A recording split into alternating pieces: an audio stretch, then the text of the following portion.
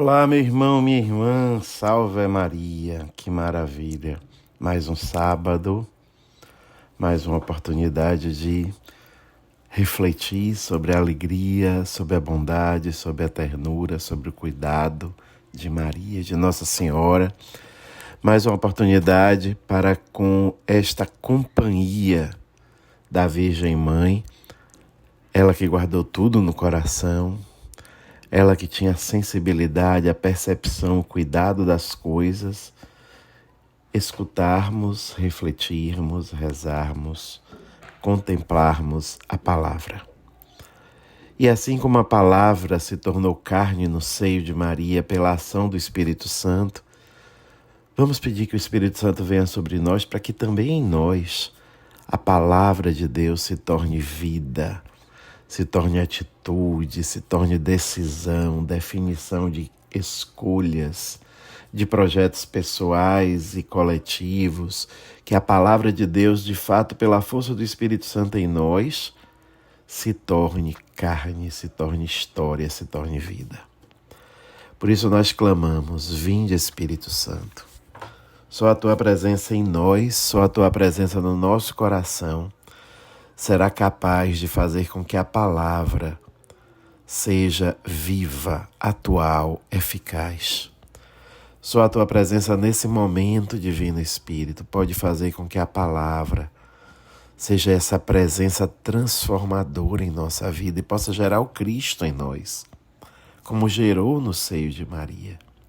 Só a tua presença, Divino Espírito, pode fazer com que a palavra em nós, semeada, germine, cresça, floresça e frutifique. Então vinde, Espírito Santo, nós te pedimos, rogamos, clamamos, vinde, Espírito Santo, iluminar o que é escuro, regar o que é seco, enternecer o que é duro, responder as perguntas mais íntimas, mais profundas, mais essenciais da nossa vida.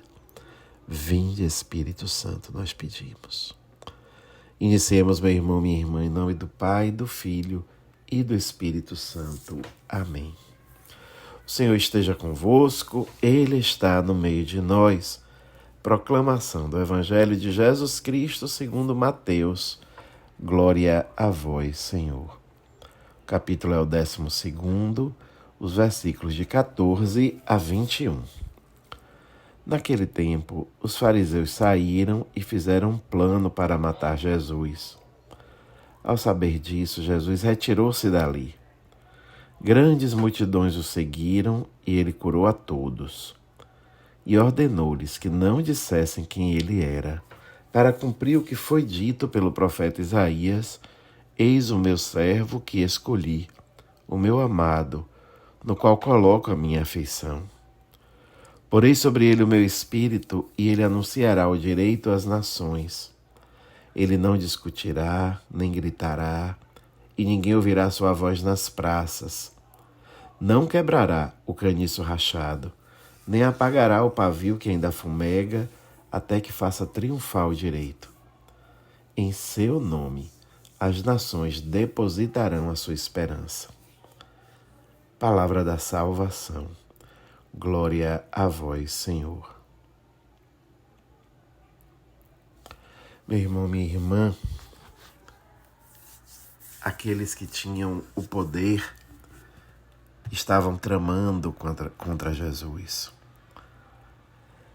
O poder dos fariseus era grande e eles queriam matar Jesus Cristo, Salvador. Grandes multidões o seguiam, ele ia curando a todos e ordenava até que ninguém dissesse quem ele era. Porque para Jesus as palavras, a vida dizia mais do que as palavras. O que ele fazia não precisava de alardes, não precisava de publicidade. Bastava que ele cumprisse a sua missão. Ele fazia o que devia ser feito no silêncio, às vezes até no anonimato, sem criar grandes controvérsias, mas ele simplesmente vivia Ele era Jesus Cristo e vivia como Jesus Cristo. Por isso ele não precisava de alardes, por isso ele ordenou às multidões que não dissessem quem ele era, para que se cumprisse a profecia. E o que a profecia dizia sobre o Messias? Que ele tinha a afeição de Deus, que sobre ele estava o Espírito Santo. Ele não discutirá, não gritará, ninguém ouvirá sua voz nas praças. Meu Deus, que coisa linda! Simplesmente a vida eloquente de Jesus. Isso basta. Isso basta para nós também, meu irmão, minha irmã. A vida cristã, ela fala por si mesma.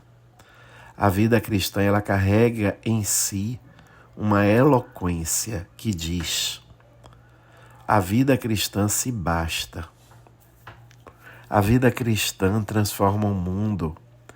A vida cristã transforma as pessoas. A vida cristã é capaz e carrega uma revolução. E essa revolução tem nome, como dizia São Paulo VI, é a revolução do amor. É essa a vida cristã, vivida conforme Jesus vivia, que com certeza é semente de paz e de felicidade.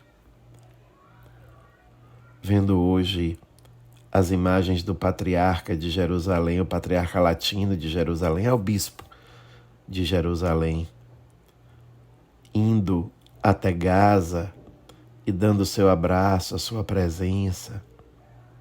Meu Deus, como a vida é eloquente.